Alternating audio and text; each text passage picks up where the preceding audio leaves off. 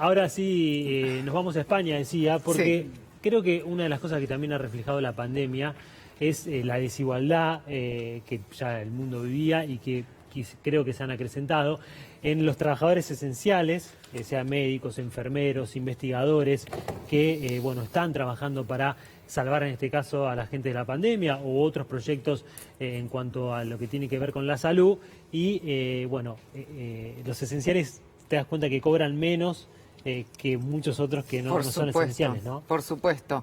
Y hablamos justamente del personal de salud, que además hay que decir, Nico, que por ejemplo las enfermeras Sí. no están enroladas como corresponden. Son Claro. persona Administrativa ahora. administrativa, exacto. Eso le deteriora Pero muchísimo eso el salario. sucedió en el último tiempo ahí, Claro, ¿no? eso le deteriora muchísimo su salario, eso no le permite estar ganando como corresponde.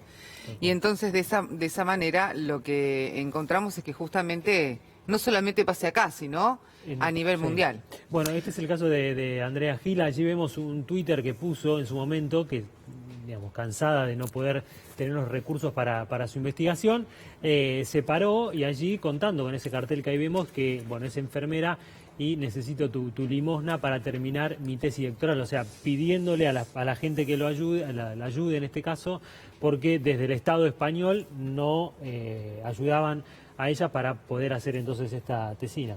Tal cual. Andrea Gila ya está en diálogo con nosotros. Andrea, ¿cómo te va? Nicolás, Abigail, te Hola, buenos saludamos. ¿Cómo días. andás? Muchas gracias por invitarme a vuestro programa. Por favor. Bueno, ¿cuánto recaudaste en estos días, desde que Sí, comenzaste hasta esta parte? sí, pues como habéis comentado, hay muy pocos fondos para poder investigar, entonces yo recurrí a una campaña de crowdfunding para poder financiar toda la investigación y entonces gracias a las redes sociales he conseguido recaudar 10.000 euros para poder terminar mi tesis doctoral. Claro. Y esos 10.000 euros se van a destinar para comprar reactivos y para poder seguir investigando. Yo investigo la lactancia materna y la salud de los recién nacidos prematuros, o sea que va a ir todo destinado a mejorar la salud de estos niños tan vulnerables. Claro. Y en este caso, ¿con quién te encontraste vos en España? ¿Por qué tuviste que salir a pedir, como vos decís en tu cartel, limosna, ayuda? ¿Qué traba tenías en este caso del Ministerio de Salud español, no? Sí, pues la inversión es muy escasa. Entonces, las pocas becas que hay para poder investigar son muy competitivas y necesitas tener una nota media de la carrera muy alta, por encima del 8,5. Entonces, ¿qué pasa? Que un 8, que es un notable, ahora se ha convertido en una nota mediocre. Es muy difícil conseguir becas. Entonces, yo estaba haciendo investigación gratis, poniendo dinero yo, durante un año. Ahora estoy en mi tercer año de tesis y después de haber pedido todas las becas al Ministerio Español, a empresas, a bancos, todas han sido denegadas. Sí. Y entonces ya la única alternativa que tenía era hacer un crowdfunding y pedir a la gente que por favor donase dinero para poder seguir investigando y al final mejorar la salud de la sociedad. La investigación que estás haciendo, esta tesis, a ver, contanos para poder entender un poco más. ¿Va a tener respuestas del sentido de la salud de los bebés cuando nacen, de la situación de la mamá? ¿Qué es lo que estás investigando en sí? ¿O cuál van a ser las respuestas que vas a poder darnos? Sí, pues primero lo que queremos ver es si es diferente la composición de la leche de una madre que ha tenido un parto prematuro y otra a término. Y nosotros nos centramos en compuestos bioactivos, como por ejemplo los antioxidantes, las citoquinas o factores de crecimiento, que son muy relevantes para estos bebés que nacen antes de tiempo. Entonces, también queremos ver cómo influyen otros factores, como pueden ser la alimentación de la madre, la composición corporal, si tiene más grasa o menos, el estrés, el ejercicio. Y entonces, al ver cómo afecta esto a la composición de la leche, nosotros podremos hacer unas intervenciones de educación a esas madres para decirles, vale, pues si tú has tenido un parto prematuro, debes seguir este tipo de alimentación, perder peso, hacer ejercicio, reducir tu nivel de estrés y mejorar la calidad de esa leche. Y una vez que se mejora esa calidad de la leche, se van a beneficiar los recién nacidos, todos, pero en especial los prematuros que son muy maduros y tienen sus sistemas fisiológicos todavía por desarrollarse. Claro. Y esta dificultad que vos tenés, Andrea, en cuanto a la beca y eso, ¿la están teniendo otros colegas tuyos también? Sí, esto es algo bastante generalizado en España, que es lo que yo conozco. los doctorandos son un grupo muy, muy precario, en el que quien consigue beca tiene sueldos muy bajitos que no te dan para vivir y casi todos están arrastrando otros contratos. Yo al final he conseguido un contrato con otra empresa para poder financiar algo y entonces estoy haciendo como 2 tesis a la vez. Es Claro. al final la única forma que tenemos para conseguir algo de dinero. O sea que casi todo el mundo que está haciendo el doctorado vive esta precariedad, sobre todo los jóvenes. Ahora, ¿por qué no se pone dinero del Estado en avanzar en investigaciones? ¿Eso fue siempre igual en España o en realidad desde un tiempo a esta parte? ¿Cómo es? Sí, es nuestra gran duda porque si nos hemos dado cuenta ahora, sobre todo con la pandemia, que quien nos va a sacar de esto es la ciencia, ¿por qué no nos damos cuenta de que la ciencia es esencial para que un país avance y para el beneficio de toda la sociedad? ¿Por qué no se invierte más? Somos uno de los países de Europa que menos invierte en ciencia y no entendemos cómo los políticos no se dan cuenta de esta importancia, y yo desde mis redes sociales pues intento hacer todo lo posible para que esto se escuche, intentar llegar a los políticos para que se den cuenta. Y es una situación que llevamos arrastrando muchos años. Yo soy joven, llevo poco tiempo en la investigación, pero por los colegas con los que trabajo sí que me cuentan que esto ya viene de lejos y que la falta de inversión en ciencia es algo que lleva muchos años. Porque ustedes tienen, perdón, pero ustedes tienen que pasar por la valoración de un instituto de ciencia, si no me equivoco, en realidad no es un instituto, es el Ministerio de Ciencia y la Fundación Española para la Ciencia y la Tecnología, ¿no?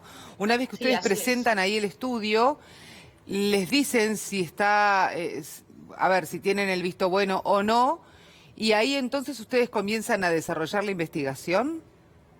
Efectivamente, nosotros tenemos que presentar el proyecto y ellos, según lo que nosotros redactemos, pues nos lo aprueban o no. Y es curioso porque son ellos los que nos han ofrecido la plataforma para hacer el crowdfunding, o sea que han visto que el proyecto es útil para la sociedad, puede desarrollarse, pero aún así no nos financian. Claro. Qué bárbaro. Entonces ellos son conscientes de la falta de dinero que hay y la alternativa que te proponen es, vale, pues yo por lo menos te doy una plataforma para que puedas buscar dinero a través del crowdfunding.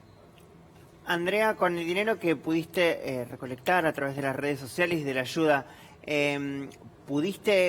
¿tenés completo este año? ¿Hasta cuánto te alcanza esto? Sí, pues como he comentado antes, es solamente para gastos de investigación, no incluye los gastos de personal. Yo puse un objetivo óptimo de 10.000 euros y una vez que se supere esos 10.000 euros, que ya estamos empezando a superarlo, eso ya sí que se va a destinar a un contrato de investigación. Entonces, el sueldo de investigación para un estudiante predoctoral en España es de 21.000 euros al año, que aún así es un sueldo bajo, pero todo lo que se consiga pues va a ser para ir sobreviviendo mes a mes. Tremendo. Ahora, hay una cantidad de colegas tuyos que están con depresión, con ataques de ansiedad, que verdaderamente le están pasando mal. Si no me equivoco, es casi o más del 40%, corregime vos, Andrea, cómo está la situación. Y tiene todo que ver con esto, ¿no? Con no poder terminar la carrera, con no poder llegar a financiar el estudio, con no contar con el dinero directamente. Sí, así es. En el mundo de la investigación hay, por desgracia, mucha ansiedad y mucha depresión, porque no solo por la precariedad, que es una de las cosas que más afecta, sino también por la gran presión que hay. Hay muy pocos puestos para, una vez que tú acabas de formarte, poder trabajar. Entonces, al final, tienes que tener siempre un currículum brillante, tener que publicar muchos artículos científicos y competir con la gente que tienes al lado para poder destacar y poder luchar por una plaza que luego te permita trabajar de ello. Claro. Entonces, esa presión genera mucha ansiedad. Ahora, Andrea... Sumada a la precariedad de no saber si vas a llegar a fin de mes. Claro, tal cual. Sabes que, bueno, acá de inicio del programa estamos hablando de la cuestión esta de la pandemia, los médicos, enfermeros, todo el personal de salud en general, de un agotamiento que hay aquí del personal de salud de la Argentina, obviamente por la pandemia. ¿Cómo están viviendo hoy la situación en España en ese sentido? Porque hay algunos rebrotes, o por lo menos es la información que llega, a niveles casi a los que se tenía en marzo cuando fue el colapso del sistema. ¿Cómo están viviendo hoy el personal de salud en ese sentido? ¿Cómo ves vos a la sociedad española? ¿Se ha aprendido a convivir con esta pandemia, o has notado en los últimos días, sobre todo en el verano allí, de como que todo ha pasado y un relajo también? Sí, yo no soy muy experta en este tema porque yo al final soy científica, no he trabajado en el hospital durante la pandemia, me he dedicado a la investigación, pero sí que es verdad que los profesionales sanitarios en España están muy cansados, no han tenido apenas tiempo de descansar porque cuando empezaron a bajar los casos y se empezaron a ir de vacaciones, poco a poco han empezado los rebrotes y yo creo que en España ya no hay rebrote, sino que estamos volviendo al principio, estamos igual que en marzo. Y lo único positivo que se puede decir es que está afectando más a la gente joven y estas personas suelen ser asintomáticas y no están colapsando el sistema sanitario como pasó en marzo, que afectó más a las residencias de ancianos. Claro. Pero sí que es verdad que los profesionales, hubo un momento que se les trató de héroes, se les aplaudía todos los días a las 8 de la tarde en España y han pasado de héroes a villanos en cuestión de semanas. Claro, tal cual. Qué terrible eso, ¿no? Sí. Qué doloroso. Sí, mucho, mucho, mucho. Al final son los que nos van a sacar de esto, Tal cual. los que están ahí siempre, los que no se cogen vacaciones y nosotros tenemos que apoyarles, tener cuidado y confiar en que las medidas de protección funcionan y no dejarnos llevar por lo que puedan decir algunos cantantes o alguna gente con muchos seguidores sobre que todo esto es mentira y que se lo están inventando los políticos, porque esto tristemente es cierto y está pasando y está muriendo mucha gente. Andrea, la verdad un placer hablar con vos, ojalá consigas, Igualmente. pero miles y miles de euros más, aunque no debieras Gracias. hacerlo, de todas maneras ojalá lo hagas para poder continuar con tu estudio. Gracias. Muchísimas gracias a vosotros. Adiós. Hasta luego.